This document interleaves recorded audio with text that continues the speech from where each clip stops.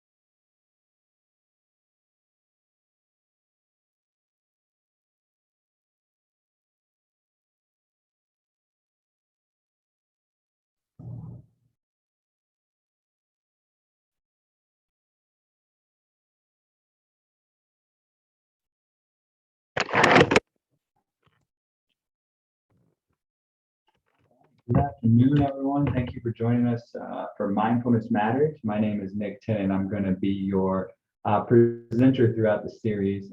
You'll hear also from Jonathan Bredenberg, who is our dietitian and employee wellness manager here in the Jacksonville Wellness Office. So whether you're joining us from Jacksonville or Gainesville, thank you for joining us as we look at this important topic of mindfulness and why it matters. So today, when we talk about mindfulness, and across the whole course, we're going to try to get a better grasp of what the meaning of mindfulness is, how that can help build our resiliency and what resiliency actually means, and then look at how we can use these mindfulness techniques to build and help with our stress management. Obviously, today we're going to look at a broad overview. So if we look at the program outline for the course, it's going to take part across the 4 weeks, including today. And of course, today is going to be more of the broad look at mindfulness. So we're going to explore those benefits of mindfulness. We're going to learn how to define mindfulness, resiliency, and stress management, and basically try to get an understanding of why they actually matter. What's the purpose? Why do I care about mindfulness? And why should you care about mindfulness? Next week, we're going to discover the science behind gratitude, what being grateful can actually mean to your health, and why it's a part of mindfulness. We'll look at stress management techniques that can help strengthen our resiliency. Again, we'll go over what resiliency truly means today.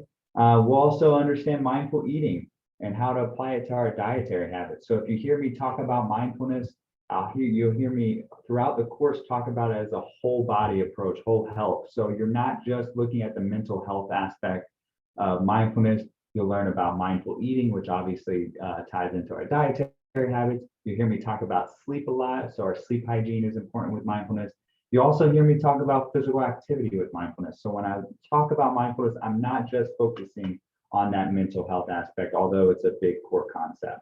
And then lastly, after the end of everything, we hope to develop some SMART goals for yourself to make those behavior changes. And when it comes to mindfulness, the more you practice it, the better it becomes, the more apt you are to be able to use it in your day-to-day life. So with that being said, let's take a quick look at the program requirements for my Jacksonville folks. You can, if you complete all 4 courses or all 4 classes and complete all the objectives on your screen, you can receive 100 points towards your wellness credit if you do have Gator Care. For my Gainesville folks, this is an eligible activity for you for next year, so you can self-report it. You can check with your wellness office, but you can add these for points for the next year's requirements. So you can still get points for it. But the requirements are to complete the pre-survey. So if you're in this class right now, that was that registration link where it asks you a few questions about stress and things like that. So if you've got the link, you should have already completed that pre-survey. You'll also receive a post survey at the end of the entire course. So after the 4 weeks are up, you'll receive another link to complete a post assessment, and that will be anonymous. So with that one, feel free to be as honest as you want. Any ways we can improve, anything that you think that you really gain that was positive from this course, which I hope is a lot, please put that in there. And then after each class, you'll be asked to answer a post-class assessment. It's not difficult. I'm not trying to make it hard or anything like that. It's about 4 to 5 questions, very basic understanding of what we go over each day. That counts as your attendance. So it's very important that you complete each post-class test or post-class assessment. That is how we know if you watch the class. So obviously we can't keep track of who goes in and out of our Zoom calls. Also, you'll have the option of watching the classes on demand if you cannot make it live. I do encourage everyone to make it live if they can, but if you can't, you'll have an on-demand option where you can watch the recording and then fill out the assessment later. So that gives another opportunity. Again, if you get that assessment done, we can count your credit. So you'll have 4 post-class assessments as well. Now, other than that, you'll hear me talk about a gratitude journal that I want you to keep. I'll go into more detail next week because you won't begin that until next week. But what I want you to do from now until next week is just find something that you can use for a gratitude journal. So what that could be, it could be, a composition notebook. It can be a binder full of papers. Maybe you have a diary, something compact, concise that you can have it all in one place and keep track of different things that you're grateful for throughout. You're not going to be asked to turn this in. This is going to be completely confidential because I want you to get the full benefits of being grateful. And I'll go into more details of that next week. And again, for my Jacksonville folks with Gator Care, you will receive 100 points towards your wellness credit. We will upload those points a couple weeks after everything is finished. All right, without further ado, let's go ahead and get started in the first class. The first topic, and it's what is mindfulness? So you've probably heard the term mindfulness a lot. You probably have heard it even more so during the pandemic times when we talk about mental health and how we can bring mindfulness into our lives. And a lot of people will say, hey, there's a lot of definitions of mindfulness. A lot of it focuses really about being in the present moment, right? But the most comprehensive definition I could find for mindfulness comes from mindful.org. And they say mindfulness is the basic human ability to be fully present, aware of where we are and what we're doing, and not overly reactive or overwhelmed by what's going on around us. And the key part of that definition to me that really makes it stand out from the rest is the latter part. It's not becoming overly reactive or overwhelmed by what's going on around us. So while we are present, while we are immersed in the present moment, we're not also overwhelmed or stressed out because we are living in the present. We tend to think, our minds tend to race in the future or think about, dwell in the past, but not being in that present moment. So being in that present moment, understanding what's going on and what we're doing, but not being overly reactive as well. The best part about mindfulness to me, you don't need money for a gym membership. You don't have to buy any special equipment to practice mindfulness. You can practice mindfulness at any part of your day. So if you're answering emails, if you're sitting in traffic, if you're doing your work, if you're waiting in line, if all these different things you can do, you can practice mindfulness doing that. You don't need any special equipment. You don't need any extra resources. It is literally up to you. All the power is within you. So all you have to do is become more aware of your breath, more aware of your feet on your ground, your body, your fingers typing, the people and the voices around you, the sounds, the smells.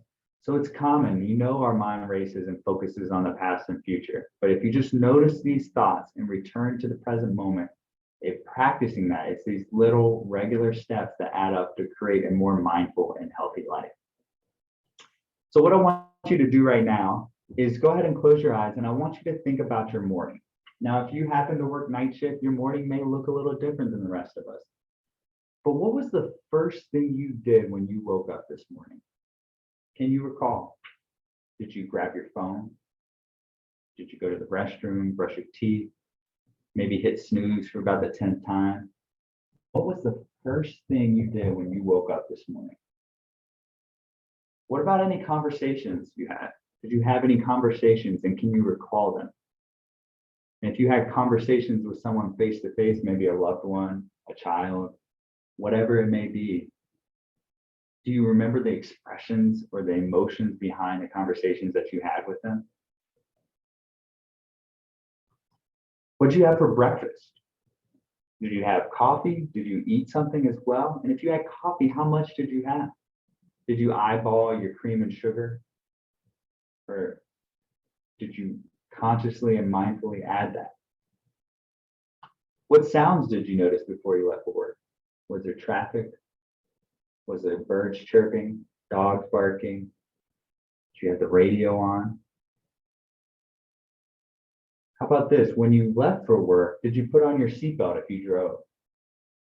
Now, a lot of you may say, hey, yes, I put on my seatbelt every time, but that's just recalling a habit. Do you actively remember putting on your seatbelt? What about traffic?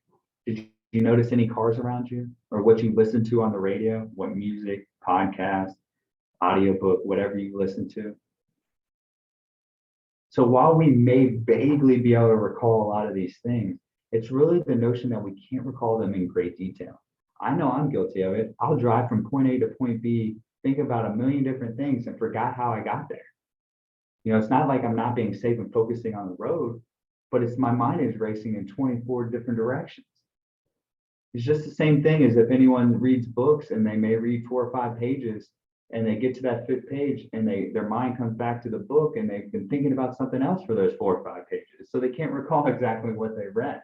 It's that same type of mentality. So when we practice mindfulness, we really get into that memory recollection, and we'll go into greater detail on that in the next coming slides. What I want to do now is go ahead and show you a video of why mindfulness matters. So this is a gentleman in Ireland who faced a tragic situation in his life. And he found mindfulness as a way to really garner and get past that. And so while I am going to show you the science behind mindfulness and everything like that, I do think it's important to show a firsthand account of why mindfulness matters.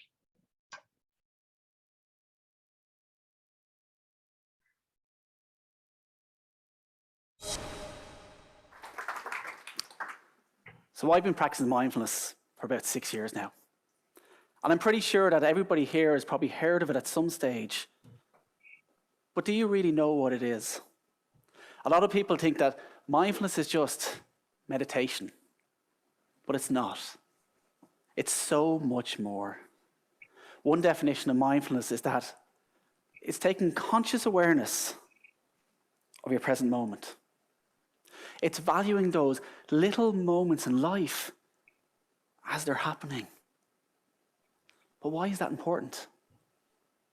It's important to me because, sadly, I know the consequence of not valuing a moment as it happened. I'm going to share a few of my moments with you today, and some of them are big moments, but most of them are just simple, everyday moments that happened to change my life. And I'll start with that big one. Now, you might not remember where you were in May 2014, but I do. I was in the back garden of my brother's house, and the sun was shining. It was the day of my nephew Aaron's communion, and all of my family were there. Now, it mightn't sound like much to you, but it meant a lot to me. You see, there's 7 in our family. We're all grown up, and we didn't always get to see each other. But on that day, we were there. We actually joked that it was 10 years previous, at the same nephew's christening, that we last got a photo together. So that day, we decided to capture the moment. And I am so grateful that I can share with you today. That's my sister Fiona in the top left, and then Peter, my brother Mark in the middle, and that's me, and then Melissa. And of course, that's my parents down the front. Now look closely, because we captured something magical in that photo. Just down in the bottom right corner, that's my little girl Kira in her first ever photobomb. Now you're probably looking at me and you're saying, Stephen, it's a beautiful photo, but it's just a family photo. And if I'm honest, I didn't realize how valuable that moment was until about 2 months later. I was sitting at home and with my two girls, Roisin and Ciara. My wife Amanda was upstairs when suddenly the phone rang. It was my dad. Now, there's nothing unusual about my dad ever ringing me, but it was the questions he asked me. That first question. Stephen, where are you? Well, it's not that unusual, but it's when he followed it up with the second one. Are you on your own? It was at that point that I was 5 seconds away from realizing why my dad didn't want me on my own. I was 5 seconds away from realizing my family's life would never be the same again. And I was 5 seconds away from realizing that this was the phone call you never want to get. My dad went on to explain to me that at 1:30 that day there'd been an accident. My brother Mark had been driving his motorbike on a main road when somebody just came out, but he didn't stop. There was a collision, and Mark didn't survive.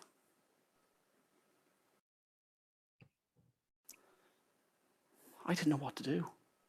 I ran upstairs to Amanda to explain, but words just wouldn't come out of my mouth. But she knew how serious that phone call was. This was Mark, my older brother, someone I always looked up to. Mark was the most amazing dad in the world. He was the coach on his son's team. For years, Mark and my dad ran the local electrical business. Everyone in the community knew Mark. So much so that at Mark's funeral, Father John that said the Mass was a close friend of Mark's. I was realizing in the aftermath of this just how important that moment was. I was becoming consciously aware, but it was too late. That moment was now just a memory. I share my story because what I did next might help you in your dark times. You see, I still had two little girls. Two little girls that want to know, why is Daddy crying all the time? For the first time in my life, my two girls are worried about me. So I had to do something. And that is when I remembered something a friend had been sharing. It was a thing called 100 Happy Days. Now, it might sound like an unusual thing to do a few weeks after your brother passed away, but I had to be positive even if I didn't know how. Now, anyone that's not familiar with the idea is that each day you take a picture, something that you're grateful for, and something that makes you smile. The first day, I was a bit nervous, so I shared a quote. Being optimistic isn't always being happy. It's taking what the world throws at you and saying, I'm not going to let it get me down. The next day, I shared my first picture. I was training for a half marathon at the time, and it was just a day to pick up the number. The next day, I just had a bowl of soup with my girls. But we were happy. The following day, I ran that race. And I got a personal record that day. The next day, I met friends for lunch. I went away with my wife. We had fun with the girls again. Some days are a lot harder than others to share. If I was to share the next day with you, it would be a picture of the day we brought my brother's ashes home. but it was a day that we were still together. And I was grateful. But I was also grateful for those two little cheerleaders. Because the following day, they wanted to cheer me up. So they brought me surfing, Barbie style. And so the journey continued. And each day I would take a picture of something that I was grateful for.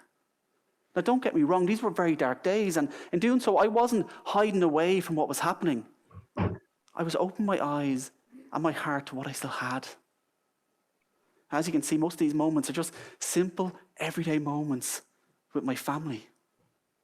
But some of these moments were big. Like this day. This is the day my youngest daughter, Kira, got to share the news with the world that she was going to be a big sister. And it continued. And I was noticing more and more as it continued in this journey that it wasn't the big moments. It was those simple, everyday moments that just captured my heart. And then, on the last day, I shared this picture. It's a picture of myself and my brother Mark. And it's cropped from that family photo that I showed you earlier. A family photo that at the time was just an insignificant moment at a party. But it turned out to be a truly significant moment to me because the reason I value that moment so highly, the reason I consider it priceless, is that this is our last ever family photo. It's something that can never be repeated, but something you could never put a price on. Did you notice something else? Something about all those other images that I showed you? Each one was just an everyday moment. Simple things that happened each day. When it mattered, when it truly mattered. I didn't have to win the lotto or go on a cruise around the world to find my happiness. Happiness. Happiness is just a positive perspective. I invite you to think about your moments. Could you find a happy, grateful moment in your day? Would any of your moments be priceless? If I'm honest, the value of the moment doesn't matter. But valuing those moments does. It's what brought me back to the person I truly am and gave my girls back their dad. I'm going to leave you with my idea worth sharing. And it's a simple one. Just don't wait. Don't wait until your moments become memories, until you realize just how valuable they are. And then maybe, just maybe, we might bring conscious awareness to our present moment. Thank you. All right. Thank y'all for watching that. I've seen that plenty of times now, and it's still, to me, is such a powerful video. And the take-home message, obviously, is not waiting, but happiness really comes from those everyday moments. So being mindful in those moments, and like he said, it's not necessarily the value of the moment, but it's valuing each moment. And that's truly where we can grasp mindfulness and really help us.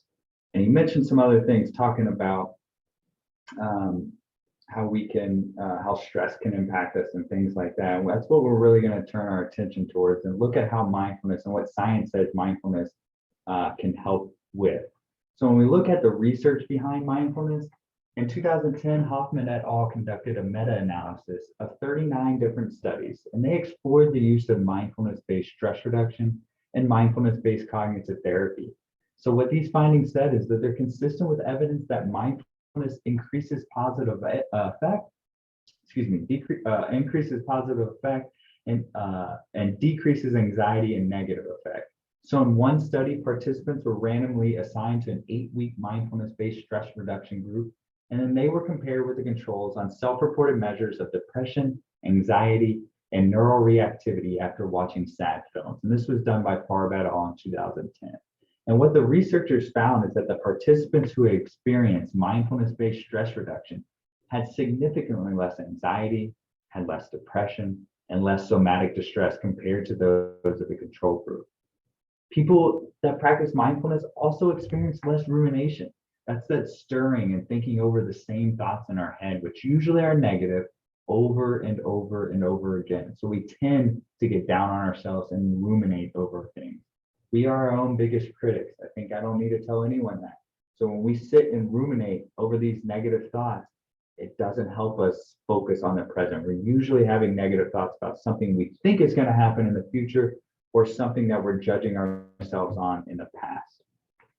Also, mindfulness and memory boosts at a surface level are probably to be expected. So as we focus our attention on the present moment, we're able to live our experiences and thoughts more deeply. A 2010 study by Jha et al. Documented these benefits of mindfulness meditation among a military group who participated in an 8-week mindfulness training and compared those to a non-meditating military group and a group of non-meditating civilians. And so this study took place during a high stress time. These soldiers were about to be deployed into action. So they were in a high stress situation. And what the researchers found is that the non-meditating military group had a decreased working memory capacity over time. However, within the meditating military group, even in that high stress environment, they had a better working memory capacity and it increased with the more meditation practice that they did.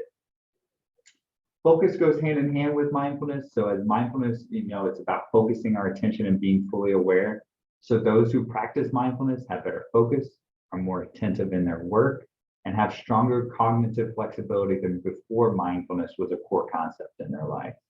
And then finally, another benefit of mindfulness is that it leads to less overreaction.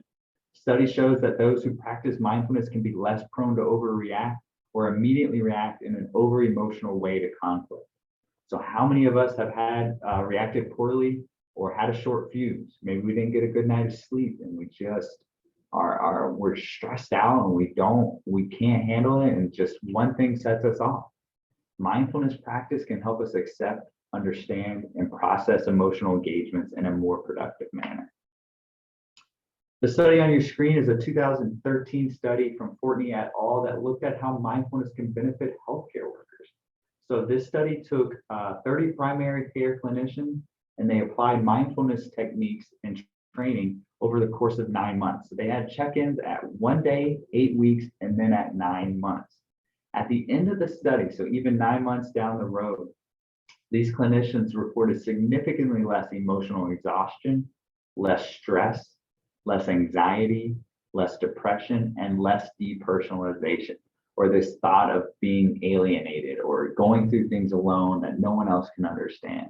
So even 9 months of mindfulness practice, even 9 months down the road, healthcare professionals can definitely benefit from the mindfulness practice.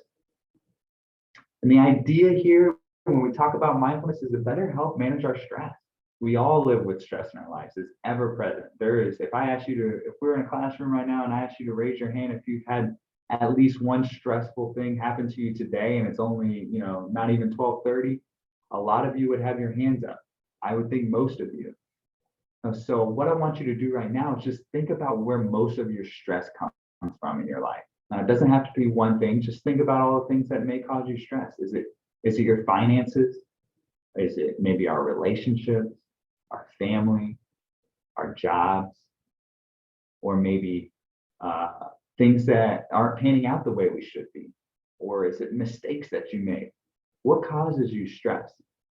And when we look at stress as a whole, it's this physical, mental, or emotional factor that causes us bodily or mental tension. And the idea here is that our stressors can both be external and internal. So when I ask you to think about the different stressors in your life and what causes you stress, when I talk about internal stressors, those are things, are stress-inducing thoughts or behaviors. So these thoughts come from our mindset or our expectations. So examples of this is the fear of public speaking, negative self-talk that we give ourselves. If we're always down on ourselves, or we're stewing and ruminating in those negative thoughts, that can be a source of stress. Unrealistic expectations that we may set for ourselves or for others, and when we don't fulfill those or other people don't fulfill those, we become stressed. Rigid thinking or lack of flexibility. So if it's my way or the highway, that can be an internal stressor. That all or nothing attitude where there's no compromise. And this is a big one that a lot of people don't realize, and it's the need and it's this desire to always be perfect. We're not perfect. No one's going to be perfect. So you're going to make mistakes. It's going to happen. People are going to make mistakes. It's how you deal with them and how you respond to those mistakes that truly matter. So those are our internal stressors. Our external stressors, these are stress-inducing factors that are forces that you can't always easily control. So it's a lot harder for us to control these. Those things can include major life changes. That could be death of a loved one, a divorce, military deployment, work or school, relationship difficulties, our financial worries, children and family, or being too busy. All of these are external stressors. So the things that can cause us stress, we're less likely to be able to control easily. And stress and anxiety can share a lot of the same physical symptoms. So you'll see the rapid heart rate, the muscle tension, headaches, things like that. But they're not the same thing. They're often used interchangeably. But for those of us that have had anxiety or do have anxiety, you'll know that they are different. So when stress can be really linked back to a certain stressor, remember I talked about those internal or external stressors. Anxiety, on the other hand, is defined by this persistent, this excessive worry that doesn't go away even in the absence of a stressor. So while stress can usually be linked back to a certain event or a certain item that we're stressed out about, anxiety can persist even without any stressor present. Okay, so it's important to understand the distinction between the two. The other key thing here about stress is that it varies from person to person. So what may be stressful to you may not be stressful to another person, and vice versa. The example I like to use here is, since we are close to Disney, close to the theme parks, I do not like roller coasters. So while some people find them exhilarating, fun, they can't wait to go on them, me personally, my palms are sweating just thinking about it. This is how I envision roller coasters. So if you look right here, this is me, just a little less hair, maybe slightly short, I'm slightly taller, but that's how I feel on roller coasters. That is a stressful event for me. I do not want to be on a roller coaster. I have no desire to be in this metal cart flying miles per hour down down a little metal rail with one little metal bar crossing my space. No, thank you. You guys go have fun. I'll wait for you down below. I'm good. So what the important thing to take home here, that's stressful to me, but you see thousands and thousands of people finding it exhilarating and fun. So when we talk about what stresses people out and what stresses you out, one, you should not feel bad that something stresses you out that does not stress other people out. And two, you need to take into consideration how other people may view situations. Even though if you don't see it as stressful, they may see it as stressful. So the physical impact of stress, obviously, stress is, it can be a good thing, it can be a bad thing. So when we talk about the good part of stress, we really are looking at how our bodies react in acute stressful situations. So your body produces a surge of hormones when you're in that stressful situation. And these hormones temporarily increase your blood pressure by causing your heart to beat faster and your blood vessels to narrow. So acute stressful situation, for example, is a response to a terrifying or traumatic event. So for example, imagine the room you're sitting in right now and a bear charges through the door and it looks like it's coming at you. Your body's going to tense up. Your sympathetic nervous system is going to kick into gear and provide your body with that burst of energy so that can respond accordingly. So this is called the fight, flight, or freeze response. But after that event is over, after you escape, the bear's gone, your body is able to recover. All right, it's better is be able to get back to stasis. However, in chronic stressful situations, that chronic stress, that is that persistent. These are circumstances that are ongoing or happen on a recurring basis. So what your body is doing is just stewing in those hormones. It's not able to fully recover. And the stress hormones are just marinating in our body. And what that does, so stress, that chronic stress can affect our respiratory system. So when you are stressed, your breath quickens so that your body has a good supply of oxygen to help fuel your muscles. Your heart starts pounding, beating quicker than normal. That raises your blood pressure. As your breathing becomes more rapid, the airway between your nose and lungs constrict. Now, if you don't have any other underlying respiratory issues, you may not feel the full effect of the respiratory response. However, if you have underlying respiratory issues such as asthma, this can further exacerbate those as well. Now, chronic stress can cause inflammation of the circulatory system and can affect our cholesterol levels as well. So one study found that stress is linked to having less healthy dietary habits and a higher body weight, all which are known risk factors for high cholesterol. It's that constant elevation of that heart rate, the rapid breathing, the stronger contractions of the heart muscle, and the stress hormones that our body's just stewing in that elevates the risk of hypertension, stroke, and heart disease.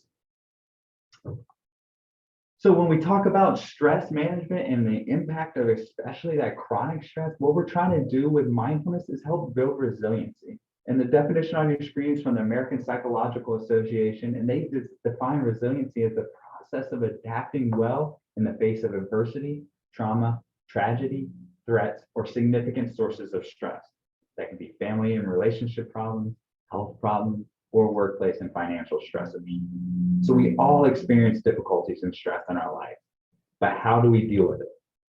So if we're able to overcome and learn from our tough and traumatic experiences, this helps us build resilience. Now, the important thing here to keep in mind is that resilient people also face tough challenges. They face stressful situations, they face adversity, they face trauma. The difference is that they learn to grow from these adversities, help build their resiliencies. And this is something that can be learned and fostered over time. Just like you saw in that video, it was a traumatic event that this individual went through, and they learned how to come back from that, how to build from that, how to be better for their family. So the resiliency, this will go deeper into detail in the last class, but I want to show you the 6 domains of resilience. This is from Duke University. And they really go in through the 6 domains of resilience and how to develop that resilience. So vision is the first one, and that refers to our goals and purpose that we may have in life. It's about staying focused even when times get tough and making sure that we do not get lost or distracted from ultimately what we are trying to achieve. So when we go over mindfulness and resiliency in the 3rd and 4th classes, you'll see a lot more of these categories come into focus. Composure, second one, that's exactly what it sounds like. Remember when we discussed that fight, flight, or freeze response as stress activates in our body? Building composure helps us reduce the effects of that fight and flight and freeze response. Instead of panicking or having anxiety over things or having our emotions control us, we are able to help regulate them and can be in control of our emotions instead. Reasoning is our ability to problem solve, be resourceful, and plan ahead for different roadblocks we may face in our goals. Health is pretty straightforward as well, but as you heard me mention, mindfulness is a whole health, whole body approach. So how can we be resilient? How can we be mindful? How can we manage our stress if we don't take care of ourselves? Again, have you ever had someone try to ask you something first thing in the morning when you get to work, you haven't even set your things down, you didn't get a good night of sleep, you rush, maybe spilled some coffee on you? We have a shorter fuse, right? We probably react in a more negative manner to that first response just because we're not taking care of ourselves. And you'll hear me, so taking care of ourselves with proper nutrition, exercise, and sleep hygiene is crucial for this resiliency building. Now, tenacity is that bounce back quality I mentioned. It's about not giving up in the face of adversity and setting attainable goals for ourselves. Remember, the last thing we want to do is set unattainable goals. Those lofty expectations, that can be another source of stress. And finally, collaboration is about finding the support systems in our life. It's about managing your social interactions and your professional interactions in a proper manner. But most importantly, it's about accepting the support and giving it to others. So why is resiliency important? I mean, it is what gives people the psychological strength to cope with stress. The resilient people are able to bounce back from that adversity and use it as building blocks to positive changes. We discussed the physical and emotional impact that stress can have on our bodies, so building that resiliency can help with managing that stress. And the last thing I'm going to share with you is our Mindful Bites. And if you are a Jacksonville member, and Gainesville folks, we'll send you a link on where you can get them. But In the next couple of weeks, we should be purchasing some mindfulness-based cards that kind of give you some simple practices to do each day. It'll be free to our participants in the program, and as soon as they come in, I will let you all know in a class that you can come pick them up for free in our Jacksonville Wellness Office. If you're in Gainesville and obviously you can't make it to Jacksonville, we can send out a link to you all if you're interested. By all means, it is not mandatory that you have these. But I want to share at least one of each of these cards with you, each class. And the first one just deals with breath. So mindful bites, breath, just something that you can take away from this class and practice today. We'll go into a lot of the other practices in the future classes and how to implement them in our lives. But today, just practice bringing awareness to the quality of breath. So on the emotional roller coaster of life, it's incredibly helpful to have an accessible mindfulness tool at our disposal at all times. Our breath is that tool.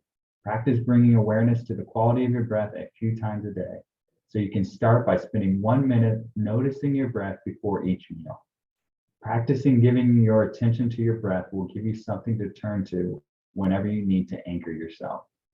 So just remember, before you sit down and eat your meal, you may have already had lunch, but just take a minute, calm your breath, focus on your breath, listen to your body. We'll go into mindful eating too, so this is going to be a perfect segue into that in future classes as well.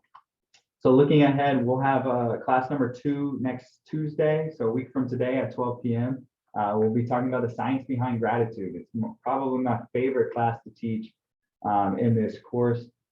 Really gets the meat of why gratitude matters and how we can be more grateful in our lives, something I think everyone should be striving to attain more of. Don't forget to find something to use for your gratitude journal. So we'll begin that next week. I'll go over the details of what I'm expecting and what you need to do. It's not going to be a stressful activity. Hopefully it's enriching for you. Also, complete the post-class assessment. On the next slide, I'll have a QR code that you can scan with your phone that'll take you straight out to the assessment if you want to answer it right now. In addition to that, you will be receiving an email this week with a copy of this presentation, a link to the post-class assessment so you can view it, and a link to the video probably of the recording. So that way, if you want to wait till you get all that, you're more than welcome to, but please make sure to complete that post-class assessment as it does count for your attendance for this class. All right, and then this is the post-class assessment. Like I said, just bring out your smartphone, hover your camera app over this photo. It should pop up a link for you to fill out. I'm gonna hang around if there are any questions. Thank you for joining, and we look forward to seeing you again next week. Like I said, if you have any questions, feel free to enter them in chat. You can send me a private message, or you feel free to unmute yourself as well. But thank you so much for joining, and we look forward to seeing you again next week.